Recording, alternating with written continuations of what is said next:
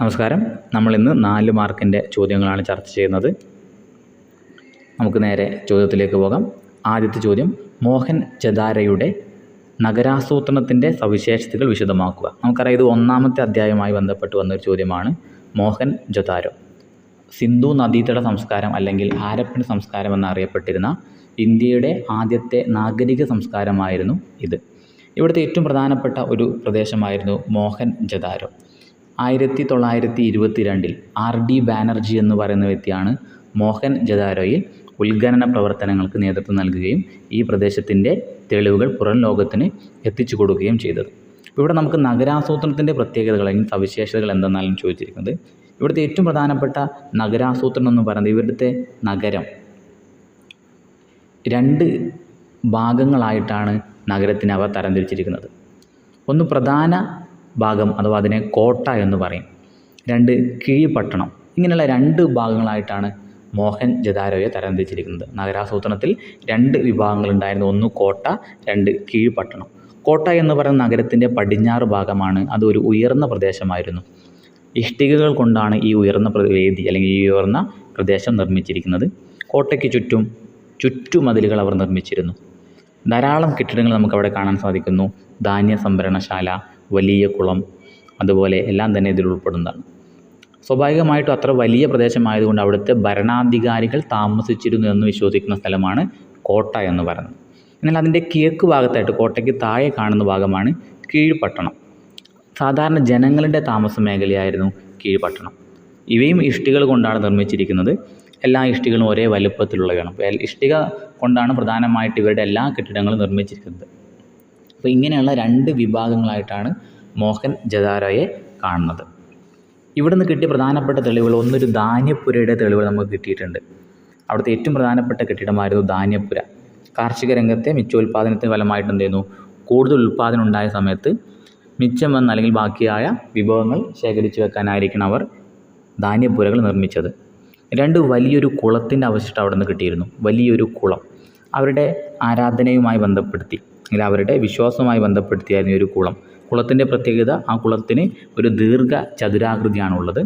2 വശത്തു നിന്നും കുളത്തിലേക്ക് ഇറങ്ങാനുള്ള പടവുകൾ അവർ നിർമ്മിച്ചിരുന്നു. കുളത്തിൻ്റെ ചുറ്റുഭാഗത്തായിട്ട് വിവിധ റൂമുകളുണ്ടായിരുന്നു. കുളത്തിലേക്ക് ശുദ്ധജലം നിറയ്ക്കുന്നതിനും കുളത്തിൽ നിന്ന് മലിനജലം പുറത്തേക്ക് കൊണ്ടുപോകുന്നതിനും പ്രത്യേകമായിട്ടുള്ള സംവിധാനങ്ങളുണ്ടായിരുന്ന ഒരു പ്രദേശം കൂടിയായിരുന്നു മോഹൻ ജദാരോ. പിന്നീട് ഏറ്റവും പ്രധാനപ്പെട്ട ഇവരുടെ മറ്റൊരു പ്രത്യേകത അഴുക്കുചാൽ സംവിധാനമായിരുന്നു. അഴുക്കുചാൽ സംവിധാനം, ലോകത്ത് തന്നെ ആദ്യമായിട്ട് അഴുക്കുചാൽ സംവിധാനം നിലവിൽ നിന്ന് വന്നിരുന്ന പ്രദേശമായിരുന്നു മോഹൻ ജദാരോ. ഓരോ വീടുകളിൽ നിന്നും അഴുക്കുവെള്ളം ശേഖരിക്കാനായിട്ട് പ്രത്യേകമായിട്ട് അഴുക്കുചാൽ ഉണ്ടാക്കുകയും അത് നഗരത്തിന് പുറത്തേക്ക് കൊണ്ടുപോയിട്ട് സംസ്കരിക്കുകയും ചെയ്യുന്ന കൃത്യമായ ഒരു നഗരാസൂത്രണം നമുക്ക് മോഹൻ ജദാരോയിൽ കാണാൻ സാധിക്കുന്നു. ഹാരപ്പൻ കേന്ദ്രങ്ങളിൽ ഏറ്റവും പ്രധാനപ്പെട്ട ഒന്നാണ് മോഹൻ ജദാരോ. വളരെ നിർബന്ധമായിട്ട് നിങ്ങൾ പഠിക്കേണ്ട ഒരു ടോപ്പിക്കാണ് മോഹൻ ജദാരോ. ഒരു വർഷം essay ആയിട്ട് തന്നെ മോഹൻ ജദാരോയെ കുറിച്ച് നമുക്ക് ചോദിച്ചിട്ടുണ്ട്. നിർബന്ധമായിട്ട് നിങ്ങൾ മോഹൻ ജദാരോ അല്ലെങ്കിൽ ഹാരപ്പൻ സംസ്കാരത്തിൻ്റെ പ്രത്യേകതകൾ 1-ാമത്തെ അധ്യായം നിങ്ങൾ നിർബന്ധമായിട്ടും പഠിച്ചിരിക്കണം. എന്തൊക്കെയാണ് അവിടുത്തെ പ്രത്യേകത, നിരന്തരമായിട്ട് ചോദ്യങ്ങൾ വരുന്ന ഒരു ഭാഗമാണ്. 2-ാമത്തെ ചോദ്യം നോക്കും, ഹീനയാന മഹായാന ബുദ്ധമതങ്ങൾ തമ്മിലുള്ള വ്യത്യാസം എന്താണ്? നമുക്ക് അവിടുത്തെ ചോദ്യത്തിന് നമുക്കൊരു ഉത്തരം കിട്ടി. ബുദ്ധമതത്തിലെ 2 വിഭാഗങ്ങളാണ് ഹീനയാന എന്നും പറയുന്നതും അതുപോലെ മഹായാന എന്നും പറയുന്നത്. നമുക്കറിയാം, ശ്രീബുദ്ധൻ അഥവാ സിദ്ധാർത്ഥനാണ് ബുദ്ധമതം സ്ഥാപിക്കുന്നത്.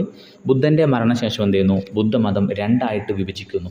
ഈ 2ആയിട്ട് പിളർന്നു പോയി. അതാണ് ഹീനയാനവും മഹായാനവും. ഹീനയാനം എന്ന് പറഞ്ഞാൽ, ഹീനയാന എന്നുള്ള വാക്കിൻ്റെ അർത്ഥം തന്നെ ചെറിയ വാഹനമെന്നാണ്. ചെറിയ വാഹനമെന്നാണ് ഹീനയാന എന്ന് പറയുന്ന വാക്കിൻ്റെ അർത്ഥം. അവർ എന്ത് ചെയ്യുന്നു, ഹീനയാനക്കാർ ബുദ്ധമതത്തിൻ്റെ അടിസ്ഥാന ആശയങ്ങൾ പിന്തുടരുന്ന ആളുകളായിരുന്നു. അതായത് ബുദ്ധൻ എന്താണോ പറഞ്ഞത് അത് പിന്തുടർന്ന് പോന്നിരുന്ന ആളുകളായിരുന്നു ഹീനയാനം വിശ്വസിച്ചിരുന്ന ആളുകൾ. ആശയപ്രചരണത്തിന് വേണ്ടി പാലി എന്ന് പറയുന്ന ഭാഷയാണ് ഹീനയാനക്കാർ പ്രധാനമായിട്ടും ഉപയോഗിച്ചത്. പാലി ഭാഷയാണ് ഹീനയാനക്കാർ ഉപയോഗിച്ചിരുന്നത്. എന്നാൽ മഹായാനക്കാർ എന്ന് പറയുന്നത്, മഹായാനം എന്ന വാക്കിൻ്റെ അർത്ഥം വലിയ വാഹനമെന്നാണ്. വലിയ വാഹനം. മഹായാനക്കാർ ബുദ്ധമതത്തിൻ്റെ അടിസ്ഥാന തത്വങ്ങളിൽ നിന്ന് വ്യതിചലിക്കുന്നു. ബുദ്ധൻ പറഞ്ഞ ആശയങ്ങളിൽ നിന്ന് വ്യതിചലിച്ച് ബുദ്ധനെ തന്നെ ഒരു ദൈവമായിട്ട് ആരാധിച്ച വിഭാഗമായിരുന്നു മഹായാനം. ബുദ്ധനെ തന്നെ ദൈവമായിട്ട് ആരാധിച്ച വിഭാഗമാണ് മഹായാനം. ഹീനയാനക്കാർ ബുദ്ധൻ എന്താണോ പറഞ്ഞത് അത് പിന്തുടർന്ന് പോകുന്ന ആളുകളായിരുന്നു ഹീനയാനക്കാർ. എന്നാൽ ബുദ്ധനെ തന്നെ എന്ത് ചെയ്യുന്നു, ദൈവമായിട്ട് കണ്ട് ആരാധിച്ച് പോകുന്ന ആളുകളായിരുന്നു മഹായാനക്കാർ. അവർ ആശയപ്രചരണത്തിന് വേണ്ടിയിട്ട് സംസ്കൃത ഭാഷയാണ് മഹായാനക്കാർ ഉപയോഗിക്കുന്നത്. മഹായാനും ഹീനയാനും നമുക്ക് ടെക്സ്റ്റ് ബുക്കിൽ പ്രത്യേകമായിട്ട് തന്നെ നൽകിയിട്ടുണ്ട്. പേജ് നമ്പർ 48 മഹായാനും ഹീനയാനും തമ്മിലുള്ള ഒരു ടേബിളായിട്ട് തന്നെ നമുക്ക് നൽകിയിരിക്കുന്നത്. അപ്പോൾ അത്രയുമാണ് നമുക്ക് മഹായാനം അതുപോലെ ഹീനയാനം എന്ന് പറയുന്നതിൻ്റെ കൊടുക്കുന്നത്. നേരത്തെ നമ്മൾ പറഞ്ഞ മോഹൻജദാരോ എന്ന് പറയുന്നതിൻ്റെ പേജ് ടെക്സ്റ്റ് ബുക്കിൽ പറയുന്നത് 12ാമത്തെ പേജിലാണ്. കൃത്യമായിട്ട് പറഞ്ഞാൽ 12-13 പേജുകളിലാണ് മോഹൻജദാരോയെക്കുറിച്ച് പറയുന്നത്. അവിടെ 1ാമത്തെ പാഠം പൂർണ്ണമായിട്ടും കഴിയുമെങ്കിൽ പഠിക്കുക, വളരെ പ്രധാനപ്പെട്ട ഒരു പാഠമാണ്. ഇനി നമുക്ക് അടുത്ത ചോദ്യം നോക്കാം. അടുത്ത ചോദ്യം 21ാമത്തെ ചോദ്യം, ഗാൻ ഗാഹ് അതുപോലെ സിൽസില ഇവ തമ്മിലുള്ള വ്യത്യാസം എന്താണ്? നമുക്കറിയാം, ഇത് സൂഫി പ്രസ്ഥാനവുമായി ബന്ധപ്പെട്ട് വന്ന ഒരു ചോദ്യമാണ്. ഗാൻഗാഹുകളും അതുപോലെ സിൽസിലയും. ഗാൻഗാഹും സിൽസിലയും തമ്മിലുള്ള പ്രധാന വ്യത്യാസം എന്ന് പറയുന്നത്, ഗാൻഗാഹുകൾ എന്ന് പറയുന്നത് സൂഫി ഗുരുക്കന്മാർ അദ്ദേഹത്തിൻ്റെ ശിഷ്യന്മാരോടൊത്ത് അല്ലെങ്കിൽ അദ്ദേഹത്തിൻ്റെ അനുയായികളോടൊത്ത് താമസിച്ചിരുന്ന പ്രദേശങ്ങൾ അഥവാ അവരുടെ താമസ കേന്ദ്രങ്ങളെയാണ് ഗാൻഗാഹുകൾ എന്ന് വിളിക്കുന്നത്. രണ്ടും സൂഫി പ്രസ്ഥാനവുമായിട്ട് ബന്ധപ്പെട്ട് വന്നിരിക്കുന്ന രണ്ട് ഭാഗങ്ങളാണ്. ഗാൻഗാഹുകൾ എന്ത് ചെയ്യുന്നു, സൂഫി ശിഷ്യന്മാരും അവരുടെ ഗുരുക്കന്മാരും എന്ത് ചെയ്യുന്നു, താമസിച്ചിരുന്ന അവരുടെ താമസ സ്ഥലമാണ് ഗാൻഗാഹുകൾ എന്ന് വിളിക്കുന്നത്. ഗാൻഗാഹ് നിയന്ത്രിക്കുന്ന അവിടെ ഒരു ഗുരു ഉണ്ടാകും. ആ ഗുരു വിവിധ പേരുകളിലാണ് ഗുരു അറിയപ്പെട്ടത്. ഷെയ്ഖ്, പീർ, മുർഷിദ് എന്നിങ്ങനെ 3 പേരുകളിലാണ് സൂഫി ഗുരുക്കന്മാർ അറിയപ്പെട്ടത്. ഷെയ്ഖ്, പീർ, മുർഷിദ്. ടെക്സ്റ്റ് ബുക്കിൽ 67ാമത്തെ പേജിലാണ് ഇതിനെക്കുറിച്ച് പറയുന്നത്. 67ാമത്തെ പേജിലാണ് ഗാൻഗാഹ് സിൽസിലകളെ കുറിച്ച് പറയുന്നത്. ഷെയ്ഖ്, പീർ, മുർഷിദ് എന്നാണ് പ്രധാനമായിട്ടും ഗുരുക്കന്മാർ അറിയപ്പെട്ടത്. അദ്ദേഹത്തിൻ്റെ ശിഷ്യന്മാരും താമസിക്കുന്നുണ്ടെന്ന് പറഞ്ഞു. ശിഷ്യന്മാരെ അറിയപ്പെട്ട പേരാണ് മുരീദുകൾ. മുരീദുകൾ എന്നാണ് ശിഷ്യന്മാർ അറിയപ്പെട്ടത്, അദ്ദേഹത്തിൻ്റെ ഗുരുവിൻ്റെ ശിഷ്യന്മാർ.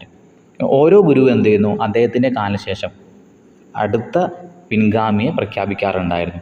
അടുത്ത പിൻഗാമിയെ എന്ത് ചെയ്യുന്നു, നാമനിർദ്ദേശം ചെയ്യാറുണ്ടായിരുന്നു ഓരോ ഗുരുവും. അപ്പോൾ ഇവിടെ എന്ത് ചെയ്യുന്നു, ഈ ഗുരുക്കന്മാരും അവിടുത്തെ അവരുടെ ശിഷ്യന്മാരും അനുയായികൾ മാത്രമല്ല അവിടെ ഉണ്ടാവുക. ഈ ഗുരുവിനെ കാണാനായിട്ട് ധാരാളം ആളുകൾ ആ പ്രദേശത്തേക്ക് അല്ലെങ്കിൽ ആ ഒരു താമസ സ്ഥലത്തേക്ക് വരും. അങ്ങനെ ഒരു സാംസ്കാരിക വിനിമയം നടക്കുന്ന ഒരു വേദി കൂടിയായിരുന്നു ഈ പറയുന്ന ഗാൻഗാഹുകൾ. എന്നാൽ സിൽസില എന്ന് പറയുന്നത് 12 സൂഫിസം എന്ത് ചെയ്യുന്നു, പിൻകാലഘട്ടത്തിൽ 12 വിഭാഗങ്ങളായി വിഭജിക്കപ്പെട്ടു. ആ വിഭാഗങ്ങളെ അറിയപ്പെട്ട പേരാണ് സിൽസിലകൾ. സൂഫിസം 12 വിഭാഗങ്ങളായി വിഘടിക്കപ്പെട്ടിരുന്നു. അതിലെന്ത് ചെയ്യുന്നു, ആ വിഭാഗങ്ങൾ ഓരോന്നിനും വിളിക്കുന്ന പേരാണ് സിൽസിലകൾ എന്ന് പറയുന്നത്. പിന്നീട് എന്ത് ചെയ്യുന്നു, 12ാം നൂറ്റാണ്ടോട് കൂടി എന്ത് ചെയ്യുന്നു, ഈ സിൽസിലകൾ പല ഭാഗങ്ങളിലായിട്ട് ലോകത്തിൻ്റെ പല ഭാഗങ്ങളിലായിട്ട് എന്ത് ചെയ്യുന്നു, സ്വാധീനം ചെലുത്താൻ തുടങ്ങി. അപ്പോൾ സിൽസിലയെക്കുറിച്ച് നമുക്ക് കൂടുതൽ കാര്യങ്ങളൊന്നും നമുക്കിവിടെ പറയുന്നില്ല. ഇവിടെ പ്രധാനമായിട്ട് പറയുന്നത് ഗാൻഗാഹുകളുടെ പ്രത്യേകതയാണ് പറയുന്നത്. ഗാൻഗാഹുകൾ എന്ന് പറഞ്ഞാൽ അവരുടെ താമസ സ്ഥലമാണ് ഗാൻഗാഹുകൾ. അവിടെ സൂഫി ഗുരുക്കന്മാരും അദ്ദേഹത്തിൻ്റെ ശിഷ്യന്മാരും താമസിക്കുന്ന പ്രദേശമാണ് ഗാൻഗാഹുകൾ. എന്നാൽ സിൽസിലകൾ എന്ന് പറയുന്നത് സൂഫിസത്തിലെ വിഭാഗങ്ങളാണ് സിൽസിലകൾ എന്ന് പറയുന്നത്. അതിൽ ഇന്ത്യയിൽ പ്രധാനമായിട്ട് വന്നിരുന്ന ചിസ്തി എന്ന് പറയുന്ന സിൽസിലയാണ് ഇന്ത്യയിൽ പ്രധാനമായിട്ട് വന്നിരുന്നത്. അത് അവരുടെ പ്രധാനമായിട്ട് എന്ത് ചെയ്യുന്നുണ്ട്, ഓരോ വിഭാഗത്തിനും ഓരോ പ്രദേശങ്ങളിലാണ് അവർ സ്വാധീനം ചെലുത്തിയിരുന്നത്. അപ്പോൾ അത്രയുമാണ് നമുക്ക് ഗാൻഗാഹും അല്ലെങ്കിൽ സിൽസില എന്ന് പറയുന്ന ഭാഗത്തുമായിട്ട് വന്നിരിക്കുന്നത്. ഇനി അടുത്ത ചോദ്യം നോക്കാം. അടുത്ത ചോദ്യം, മുഗൾ കാലഘട്ടത്തിലെ കർഷക സമൂഹത്തിലെ സ്ത്രീകളുടെ അവസ്ഥ പരിശോധിക്കുക. മുഗൾ കാലഘട്ടം, നമുക്ക് മുഗൾ അധ്യായമായി 2 പാഠങ്ങൾ നമുക്കുണ്ട് മുഗൾ കാലഘട്ടമായിട്ട്. അവിടുത്തെ കർഷക സമൂഹത്തിലെ സ്ത്രീകളെ കുറിച്ചാണ് നമ്മളോട് ചോദിച്ചിരിക്കുന്നത്. കർഷക സമൂഹത്തിലെ സ്ത്രീകൾ. അപ്പോൾ ഇവിടെ പറയാൻ നോക്കുന്നത് എന്താ വെച്ചിട്ടുണ്ടെങ്കിൽ, 2 രീതിയിലാണ് നമുക്ക് മുഗൾ കാലഘട്ടത്തിലെ സ്ത്രീകളെ തരംതിരിക്കാൻ സാധിക്കുന്നത്. ഒന്ന് കാർഷിക സമൂഹത്തിലെ സ്ത്രീകൾ, 2 മുഗൾ അന്തഃപുരത്തിലെ സ്ത്രീകൾ. കാർഷിക സമൂഹത്തിലെ സ്ത്രീകൾ എന്ന് പറയുമ്പോൾ അത് സാധാരണക്കാരായ കർഷക തൊഴിലാളികളുടെ സ്ത്രീകളാണ് വരുന്നത്. എന്നാൽ അന്തഃപുരത്തിൽ എന്ന് പറയുമ്പോൾ അത് രാജാവിൻ്റെ കുടുംബാംഗങ്ങളോ അല്ലെങ്കിൽ ഭാര്യമാരോ അല്ലെങ്കിൽ അതുമായി ബന്ധപ്പെട്ട് ജീവിക്കുന്ന ആളുകളും അവിടുത്തെ സ്ത്രീകളായി പരിഗണിച്ചിരുന്നു. അപ്പോൾ ഇവിടെ മധ്യകാലഘട്ടത്തിൽ എന്ത് ചെയ്യുന്നു, കാർഷിക രംഗത്തുള്ള സ്ത്രീകൾ പുരുഷന്മാർ പോലെ തന്നെ ഒരേപോലെ 2 പേരും അധ്വാനിച്ചിരുന്നു. പുരുഷന്മാർ പാടമൊരുക്കുകയും അല്ലെങ്കിൽ നിലം ഉഴുതുമറിക്കുകയും ചെയ്യുന്ന സമയത്ത് സ്ത്രീകൾ എന്ത് ചെയ്യുന്നു, വിത്ത് വിതയ്ക്കാനും അല്ലെങ്കിൽ കള പറിക്കാനും അല്ലെങ്കിൽ അതിനെ മെതിക്കുകയും മറ്റു ഉള്ള ജോലികളൊക്കെ എന്ത് ചെയ്യുന്നു, സ്ത്രീകളും പങ്കാളികളായിരുന്നു. അതായത് നിർമ്മാണ പ്രവർത്തനങ്ങളിൽ പുരുഷന്മാരെ പോലെ തന്നെ, കാർഷിക രംഗത്ത് പുരുഷന്മാരെ പോലെ തന്നെ സ്ത്രീകളും ഒരേപോലെ അധ്വാനിച്ചിരുന്നു എന്നാണ് നമുക്കിവിടെ മനസ്സിലാക്കാൻ പറ്റുന്നത്. അതായത് മധ്യകാലഘട്ടത്തിൽ സ്ത്രീ പുരുഷ തമ്മിലുള്ള ഒരു ലിംഗ വ്യത്യാസം അത് നമുക്കിവിടെ കാണാൻ സാധിക്കുന്നില്ല. രണ്ടുപേരും എന്ത് ചെയ്യുന്നു, ഒരേപോലെയാണ് ഇവിടെ ജോലി ചെയ്തിരുന്നത്. അതുപോലെ തന്നെ എന്ത് ചെയ്യുന്നു, സ്ത്രീകൾക്ക് വളരെ പ്രാധാന്യം നൽകിയിരുന്ന ഒരു സമൂഹം കൂടിയായിരുന്നു മുഗൾ കാലഘട്ടത്തിലെ സമൂഹം എന്ന് പറയുന്നത്. അതായത് എന്ത് ചെയ്യുന്നു, പ്രസവിക്കുന്നവർ എന്നതുകൊണ്ട് തന്നെ, കാരണം പുരുഷന്മാർക്ക് പ്രസവിക്കാൻ സാധിക്കില്ല നമുക്കറിയാം, സ്ത്രീകൾ മാത്രമേ പ്രസവിക്കാൻ സാധിക്കുള്ളൂ. അതുകൊണ്ട് എന്ത് ചെയ്യുന്നു, കാർഷിക സമൂഹത്തിൽ പ്രധാനപ്പെട്ട ഒരു വിഭാഗമായിട്ടാണ് ഇവരെ കാണുന്നത്.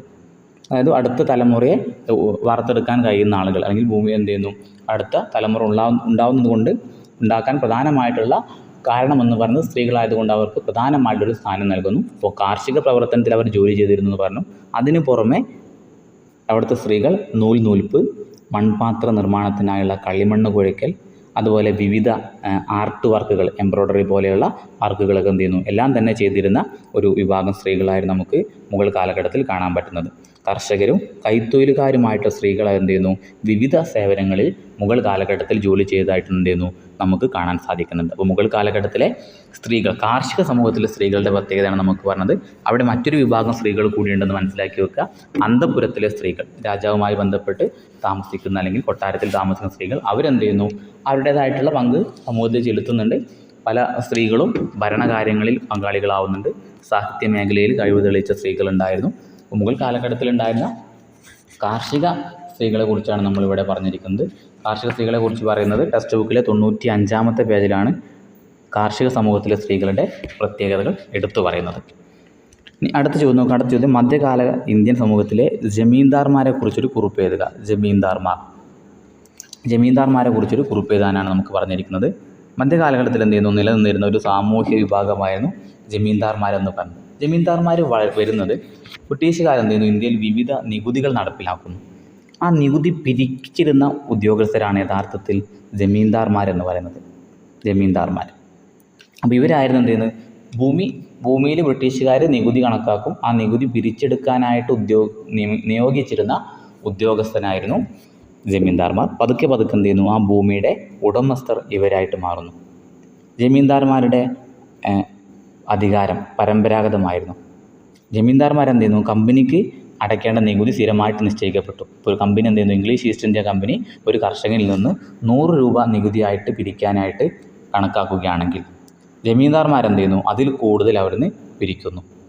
എന്നാൽ അവിടെ എന്ത് ചെയ്യുന്നു, ആ കർഷകന് വിളയിൽ നഷ്ടം വരിക, അദ്ദേഹത്തിൻ്റെ കൃഷി നഷ്ടത്തിലായി, അങ്ങനെ ഏത് സാഹചര്യം വന്നാലും ഈ വിലയിൽ ഒരു മാറ്റവും ഇവർ വിട്ടുവീഴ്ച ചെയ്തിരുന്നില്ല. അതുകൊണ്ട് തന്നെ എന്ത് ചെയ്യുന്നു, ജമീന്ദാർമാർ വളരെ കൂടുതലായിട്ട് സാമ്പത്തികമായിട്ട് മുന്നോക്കം നിന്നിരുന്ന വിഭാഗമായിരുന്നു ജമീന്ദാർമാർ. ബ്രിട്ടീഷുകാർ പുതിയൊരു നികുതി വ്യവസ്ഥ ഇന്ത്യയിൽ കൊണ്ടുവരുന്നു. അതിൻ്റെ പേരാണ് ശാശ്വത ഭൂനികുതി വ്യവസ്ഥ. ടെക്സ്റ്റ് ബുക്കിലെ 117-ാമത്തെ പേജിലാണ് കൃത്യമായിട്ട് ഇതിനെക്കുറിച്ച് പറയുന്നത്. 117-ാമത്തെ പേജിലാണ് ശാശ്വത ഭൂനികുതി വ്യവസ്ഥയും അതുമായി ബന്ധപ്പെട്ട് ജമീന്ദാർമാർ വളർന്നു വരുന്നതും പറയുന്നത്. അപ്പോൾ ജമീന്ദാർമാരും കരംപിരിവുകാരും എന്ത് ചെയ്യുന്നു, പതുക്കെ ഭൂമിയുടെ ഉടമസ്ഥരായിട്ട് മാറുന്നു. ജമീന്ദാർമാരുടെ അധികാരം പരമ്പരാഗതമായിരുന്നു. കമ്പനിക്ക് അവരടയ്ക്കേണ്ട നികുതി സ്ഥിരമായിട്ട് നിശ്ചയിക്കപ്പെടുന്നു. ഏതെങ്കിലും തരത്തിൽ എന്ത് ചെയ്യുന്നു, വില തകർച്ചയോ വിളനാശമോ ഉണ്ടായാൽ നികുതി അടയ്ക്കാത്തതിന് ഒരു ഇളവും അവർ അനുവദിച്ചിരുന്നില്ല. പതുക്കെ എന്ത് ചെയ്യുന്നു, ഈ ആളുകൾ ഭൂപ്രഭുക്കന്മാരായിട്ട് മാറുകയും അവരെന്ത് ചെയ്യുന്നു, ഉയർന്ന ജമീന്ദാർമാരായിട്ട് മാറുകയും ചെയ്യുന്നു. പക്ഷെ പിന്നീട് എന്ത് ചെയ്യുന്നു, ജമീന്ദാർമാർ നികുതി അടക്കാൻ വീഴ്ച വരുത്തുന്നുണ്ട്. അതിൻ്റെ ഭാഗമായിട്ട് കമ്പനി അവരുടെ ഭൂമി പിടിച്ചെടുക്കാൻ വേണ്ടി നോക്കുന്നുണ്ട്. അതുപോലെ അതിനു വേണ്ടിയിട്ട് ജമീന്ദാർമാർ അവിടെ ചെറുത്തുനിൽപ്പുകളെല്ലാം തന്നെ സാധ്യമാകുന്നുണ്ട്. അപ്പോൾ അതും കൂടി അവിടെ ഓർത്ത് വെക്കുക, ജമീന്ദാർമാരുമായി ബന്ധപ്പെട്ട ഇത്രയും പ്രത്യേകതകൾ. ഇനി അടുത്ത ചോദ്യം, ക്യാബിനറ്റ് മിഷൻ പദ്ധതിയെക്കുറിച്ചൊരു കുറിപ്പ് എഴുതുക. ക്യാബിനറ്റ് മിഷൻ പദ്ധതിയെക്കുറിച്ചൊരു കുറിപ്പ്. നമ്മുടെ 4 മാർക്കിൻ്റെ ചോദ്യത്തിലെ ഏറ്റവും അവസാനത്തെ ചോദ്യമാണ് ക്യാബിനറ്റ് മിഷൻ പദ്ധതി. പേജ് നമ്പർ 161-ലാണ് ക്യാബിനറ്റ് മിഷനെ കുറിച്ച് പറയുന്നത്. 161-ലാണ് ക്യാബിനറ്റ്. 4 പ്രധാനപ്പെട്ട നിർദ്ദേശങ്ങളാണ് ക്യാബിനറ്റ് മിഷൻ പറയുന്നത്.